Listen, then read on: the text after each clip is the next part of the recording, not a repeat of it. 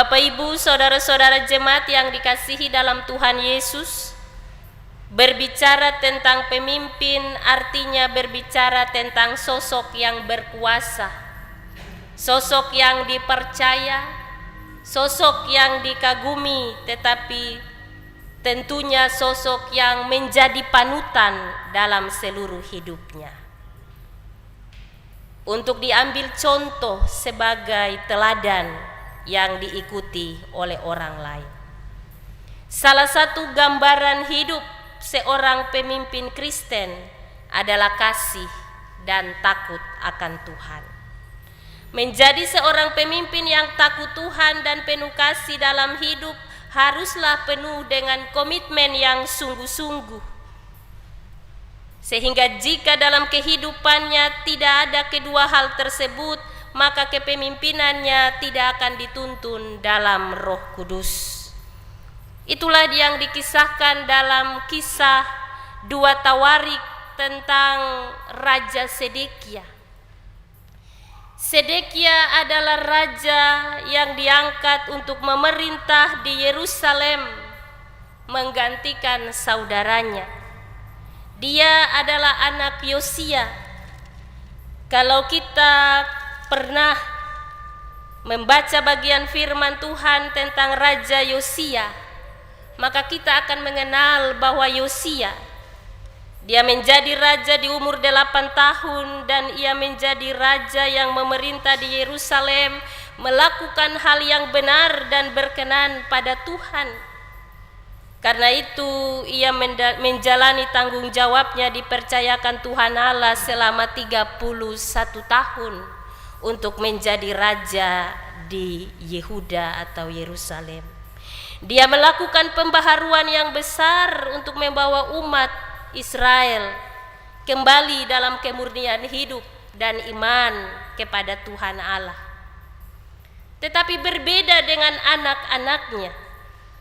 Mereka melakukan apa yang jahat di mata Tuhan ketika mereka dipercayakan untuk menjadi pemimpin atau raja. Dan salah satunya adalah Sedekia. Sedekia diangkat menjadi raja pada usia 21 tahun, usia yang masih muda. Dalam masa mudanya itu, dia kemudian menjadi raja yang sombong tetapi juga keras hati di hadapan Tuhan. Bagaimana ia menunjukkan kuasanya, popularitasnya sebagai seorang raja dalam kesombongannya, sehingga dia tidak menganggap Nabi Yeremia sebagai utusan Tuhan yang membawa pesan Tuhan kepadanya. Karena tinggi hati dan kesombongan yang ia lakukan, sehingga kehancuran terus dipupuk dalam kepemimpinannya.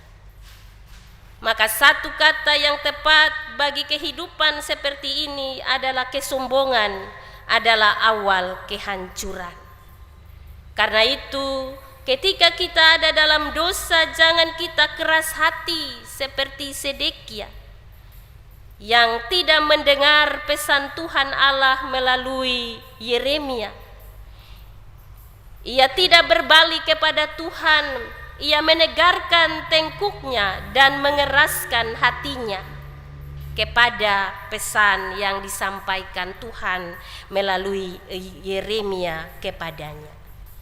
Bapak Ibu, saudara-saudara yang dikasihi dalam Tuhan, terkadang sebagai seorang pemimpin, popularitas kita itu membuat ego kita untuk tidak pernah mau menghargai atau menganggap orang lain ada. Ego itulah yang membuat kita tidak akan pernah takut Tuhan, karena kita merasa bahwa dengan kuasa, jabatan, popularitas yang kita punya, maka segala sesuatu yang kita inginkan akan dengan mudah kita lakukan. Padahal hal itu merupakan awal dari kehancuran yang kita ciptakan. Terhadap tindakan Sedekia ini Tuhan Allah murka. Maka pada bagian bacaan di ayat 14 sampai 20, karena kepribadiannya yang buruk dan jahat secara pribadi, tetapi juga bagaimana Sedekia membuat perubahan yang salah di mata Tuhan, maka dia mendapat hukuman dari Tuhan. Adapun hal-hal yang dilakukan Sedekia sampai Tuhan marah, yaitu ia tidak menghormati Yeremia yang adalah nabi yang diutus Allah kepadanya.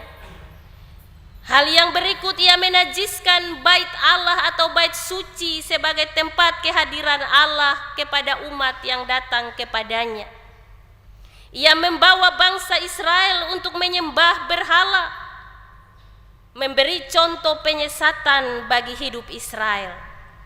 Ia mengeraskan hati untuk tidak bertobat dan memberontak dalam kehidupannya kepada Allah.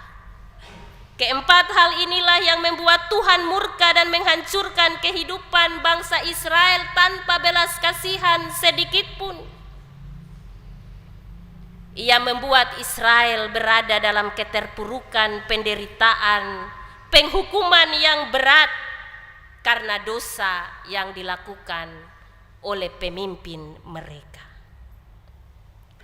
Bapak Ibu, kita sadar bahwa jika Allah begitu besar mencintai dan menyayangi umat, akan tetapi kadangkala manusia memiliki kecenderungan untuk memberontak dari Allah. Namun di balik murka Allah, Allah tetaplah Allah yang setia, penyayang dan pengasih untuk mengasihi umat pilihannya. Maka jika umat akan sadar terhadap dosa mereka, melakukan pertobatan, maka Allah akan melakukan pemulihan bagi hidup mereka. Tetapi Sedekia tidak menanggapi kasih Allah yang demikian. Ia terus melakukan dosa dan membawa Israel hidup dalam dosa, sehingga Israel mendapatkan penghukuman, kerajaan Yehuda diruntuhkan. Bahkan mereka menjadi orang buangan yang dibuang Allah ke Babel. Penderitaan dalam masa waktu 70 tahun. Bapak Ibu, saudara-saudara jemaat, sebagai orang percaya kepada Allah, ada kalanya Tuhan mengizinkan kesulitan hidup itu terjadi dalam hidup kita, agar supaya kita sebagai manusia menyadari tentang kerapuhan kita, ketidakberdayaan kita, supaya kita selalu bergantung pada kasih setia Allah. Tetapi kadangkala keterpurukan hidup yang dialami manusia justru membuat iman percaya kepada Allah makin kokoh, di mana dia menyadari bahwa keterpurukan itu adalah sebuah peringatan dan teguran untuk kembali kepada Tuhan, bergantung padanya, mengandalkan Dia di dalam hidupnya. Di tengah kehancurannya, yang ingin Tuhan tunjukkan kepada kita bahwa dalam situasi apapun datang dan berserah hanya kepadanya, niscaya Dia akan memulihkan dan membangkitkan kehidupan kita menjadi baru jika kita ada dalam pertobatan hidup. Bapak Ibu, saudara-saudara jemaat yang saya kasihi dalam Tuhan Yesus, kekuasaan terkadang menjadi salah satu faktor kesombongan dan menjadi salah satu kelebihan untuk tinggi hati. Karena itu belajar dari kisah Sedekia, kesombongan adalah awal dari kehancuran. Maka mari kita hidup dengan kerendahan hati, karena kita manusia tidak dapat bisa membanggakan apapun dari dalam hidup kita yang hanya hidup oleh karena belas kasih Allah.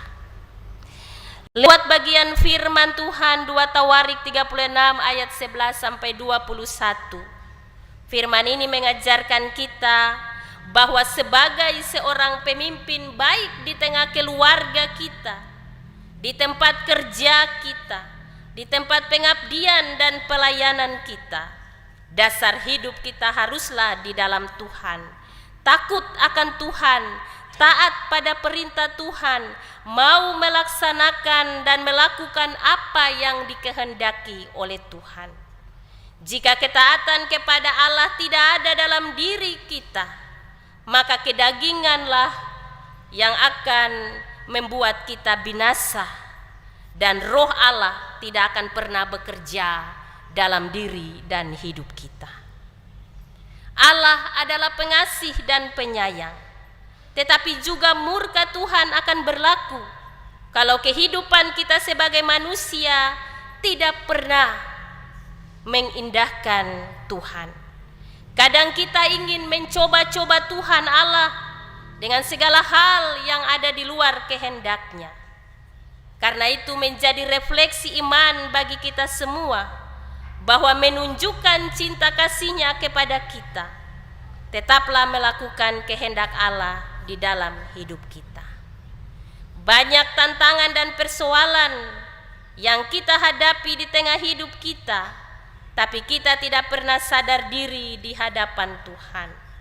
Mungkinkah hidup ini sudah terlalu jauh dari Tuhan, sehingga kemarahan dari Tuhan datang untuk mengingatkan kita bahwa Tuhan Allah masih ada bagi kita. Maka mari kita hidup dengan selalu meminta pertolongan Tuhan dan sadar diri di hadapan Allah tentang siapa kita. Dalam rangka merayakan momentum hari ulang tahun pekabaran Injil di tanah Papua yang ke-170 tahun ini, sebagai warga gereja, kita merayakan sekaligus mengenang peristiwa sejarah masa lalu saat Injil dibawa masuk oleh misionaris Jerman Otto dan Gessler di Mansinam. Masuknya Injil membuka peradaban baru bagi kehidupan masyarakat di Papua. Papua menjadi cerah, terang gemilang karena Otto dan Gessler memperkenalkan kabar baik, yaitu Injil Kristus yang membawa kedamaian. Maka di bawah sorotan tema bulan ini, manifestasi kehadiran Allah, mengingatkan kita sebagai warga gereja untuk percaya pada penyertaan Roh Kudus, sebab Allah hadir dalam kehidupan orang percaya melalui Roh Kudus. Injil Yohanes 14 ayat 16-17, Yesus berjanji akan mengirimkan Roh Kudus sebagai penolong yang tinggal di dalam diri orang percaya.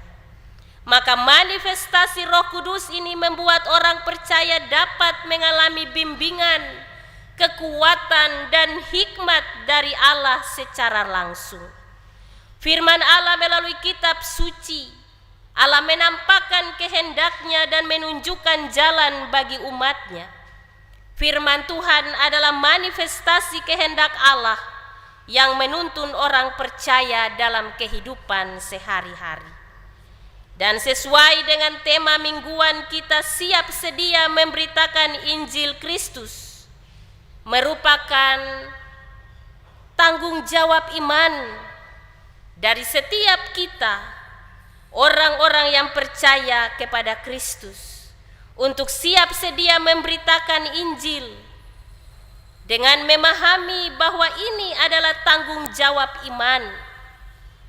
Paulus menegaskan dalam Roma 10 ayat 14-15 tentang pentingnya memberitakan Injil, karena hanya melalui pemberitaan itu orang dapat mendengar, percaya, dan diselamatkan. Dalam memberitakan Injil kita diajak untuk bertindak dalam kasih dan kebenaran.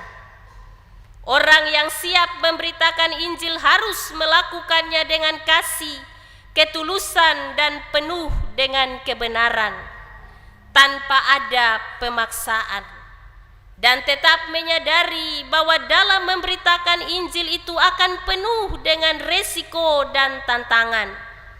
Tetapi kita tetap meyakini bahwa ketika Tuhan Allah telah mengutus kita untuk melaksanakan tanggung jawab iman sebagai murid-murid Kristus, maka Dia akan hadir dalam tuntunan Roh-Nya untuk memampukan kita dalam menjalankan tanggung jawab iman memberitakan Injil Yesus Kristus di atas tanah ini, bahkan kemanapun kita pergi, sehingga kita akan membawa dampak perubahan dan pertobatan hidup dalam terang kasih Allah. Dengan semangat perayaan Hari Pekabaran Injil di tanah Papua yang ke-170 tahun di hari ini, mari kita terus melaksanakan tanggung jawab iman kita dengan baik untuk memberitakan Kristus yang tersalib di atas tanah ini. Di mana saja, dalam keadaan apapun, dalam situasi apapun, kita harus siap sedia melaksanakan panggilan pelayanan yang Tuhan percayakan bagi tiap-tiap kita dalam ketulusan, keikhlasan, dan dalam kebenaran. Kiranya Roh Kudus memampukan kita untuk dapat terus melakukan tanggung jawab iman kita ini dengan memberitakan Injil kemanapun kita pergi dan berada, sehingga kita menghadirkan shalom Allah di tengah hidup yang Tuhan percayakan bagi kita. Tuhan memberkati kita dengan firman-Nya.